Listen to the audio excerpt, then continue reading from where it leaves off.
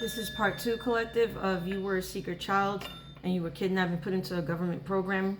It is now 12:31 p.m. It is Tuesday, August 4th, 2026. So they're definitely watching me on my phone because when I was recording that the first part, and I hung the video up or whatever, I touched my phone. My phone is extremely hot right now because they're in my phone watching me and listening to me, and I know that they're pissed off, and I don't give a rat's ass. Because you're not going to stop me from talking. And soon, all your shadow banning and all your crap is going to go down the toilet when you're rotting behind bars. I don't care who you are. All of yous. When I tell you that I'm taking all of you down. All of you little wannabe warlocks. All you little coven, kitchen hole, Google witches. All of yous are going down. Cousins, I don't care who you are. You're going down. Okay? So as I was saying, collective, all right, these people put you into a program and they were watching you your whole life, and they still are being followed everywhere you go, whatever, okay? They have hidden devices in your living room, okay? For some of you need to get a scanner, okay? They have them, all right? Make sure that you buy a good one, okay? And scan everything in your house. For those of you who, if you know for a fact that you're being listened to, watched secretly, you know, I have a shitload of evidence. This is why I'm going to take these cockroaches down, because there are neighbors that are involved in this as well. Okay? Unfortunately, collective, you guys have been surrounded by demonic masons your whole life. Okay? And these people were put there on purpose. All the people that backstabbed you in your life were strategically placed in your life on purpose to hurt you, to cause you heartbreak, and to break your spirit, okay? To make you go mentally insane, collective. These people really, really wanted to destroy you, and they were filming this and making money off of this your entire life. And I mean billions and billions of dollars. Okay?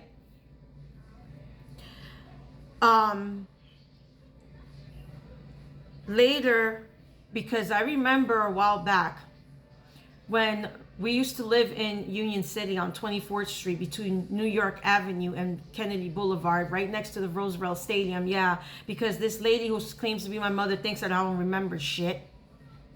I remember one time this dude climbing in through my mom's kitchen window, and I found it strange, and he was my complexion. He kind of looked like me. He was tall, like, and slim, and he gave my mother the biggest wad of money. I've never seen a stack of money that big in my life up in Curl Personal since that time. Okay, I kid you not, collective. It was like this, okay, the stack of money. And he handed it to her, and she tells me, oh, go over there, go to your room, whatever. But I stood behind the wall, because in that apartment, when you walked in, this was the front door. And as soon as you walked in, the kitchen was right there. The kitchen was huge, right? The stove and everything was right there to the front, and the kitchen window was right here to the left. And then when you go to the right, it was like railroad apartment, right? And in the middle, there was like this foyer area, okay, which was my bedroom. Okay, it was supposed to be a living room, but we didn't have a living room in there because it was where my bed was. And then to the front of the house was her bedroom. And so I hid behind the wall there in that foyer section where my bed was, and I'm listening. And I hear this man, his name is Tony, I will never forget. I heard him say he had a fro and everything. He was a very handsome, like, he really looked like me, collective, which was kind of weird. And he had a fro and really neat, like his fro looked real soft and spongy, you know. And I remember him telling her, oh, you know, here, take this money, please take really good care of her. I'll be back in so much a time for her, and buy her beautiful clothes, take really good care of her, blah blah blah, whatever. He ends up leaving back out through the kitchen window, because at that time, I don't know if it was my stepfather or the other one that claimed to be my dad was knocking on the door. My mom panicked and freaked out. She said, you gotta go, you gotta go, you gotta go, you gotta get out, right? So next thing when I asked her, like, who was that? I asked her, like, who is that? And she's like, oh, that's nobody, that's just mommy, that's a friend. And I knew she was lying, as little as I was. Collective, next thing I know, one day, I don't know how long after it was, maybe a week, 2 weeks, who knows, my mom gets a phone call, and all of a sudden she drops her and starts screaming. It's oh my God, she just started flipping out. Oh my God, whatever, they killed Tony. What? They killed Tony. And I was like, what? And I started crying. And because I remember this guy coming to my house and spending time with me, and I don't know why I felt so close to him.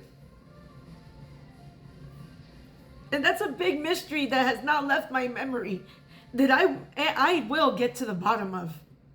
Trust me, I'm going to get to the bottom of it. And so she freaked out. And that was it with that. And then I just kept going through hell, you know, my whole life, being abused sexually, emotionally, physically, in every way, shape, or form. Then ended up in foster care from the ages of 6 to 13. Bounced around, being mistreated and abused in there. This lady never came to visit me. Maybe one time. There were a couple of times where I was placed with my so-called siblings. Didn't work out because they were getting treated better than I was. There's just so much crap. And a lot of you could have experienced this as well. And then, you know, the drugs, you know, watching her smoke crack day in and day out, disappearing for a week at a time, 2 weeks at a time, not knowing if she was dead, collective. I would literally be out at 10, 11 years old, at 2, 3 in the morning looking for her. Sometimes cops would find me and be like, what are you doing out here? And I would tell them I'm looking for my mom. You know, she's all messed up. She's on drugs, whatever. There was even a point in time, collective, where I remember that, and I know that they were looking for me. And I know that there was a missing poster thing out for me. And because back in the day, the milk cartons, do y'all remember the red and white milk cartons? The carton, how they used to put the missing children in the back? I remember one time being in the market with her. And we get to the milk section. And I know that my face was on one of those cartons because the way this lady pushed me out the way and told me to go and keep walking, and how she like, this lady's my color and she went white like Casper. Okay? This happened, this was in New Jersey, collective. All right? And then all of a sudden, authorities and people would come knocking and looking for whatever, and she would always hide me. And then there was a point where she didn't enroll me in school for 2 years. And I'm assuming these were the 2 years that they were looking for me heavily. Okay?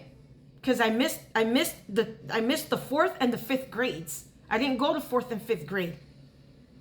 And when I get back to school, I was almost damn near 13, 14 in the 6th grade, collective. And they ended up skipping me because I was too smart for the 6th grade.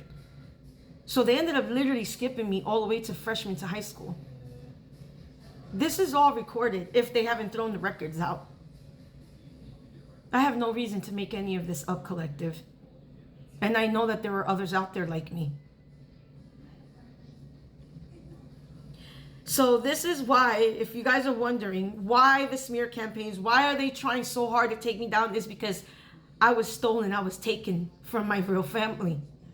And I want to find my real family. I want justice to be served because I did not deserve all the hell that I've been put through and what they continue to put me through. These people are now trying to starve me to death. Okay, there's no food in the house. I don't have any money. My bank account is overdrawn. Okay? They're trying to get me homeless. They're trying to get me locked up again. And I'm just fed up with it.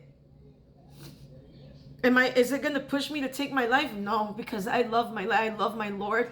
And I know that God is going to step in soon, and I know justice is going to be served. But I'm tired of waiting. I want it to happen already. All of you that were involved, even those of you that are going to be guilty by associations, you will not get away with any of this. Every single cent that you accepted for my blood to be shed, you will pay for. So I highly suggest that all y'all get your shit together, get your story straight. And I highly suggest that you repent if you want any way of salvation or any way of getting out of hell, because when you die, you're going straight there. Because right now, y'all don't have a choice right now, because it's coming. This judgment is coming for every single one of you. And not just for me, but for everyone else that you have done this to. Do you understand? I am here to advocate for those that don't speak up for themselves. And when I tell you that I'm going to have laws passed, I'm going to have laws passed. Believe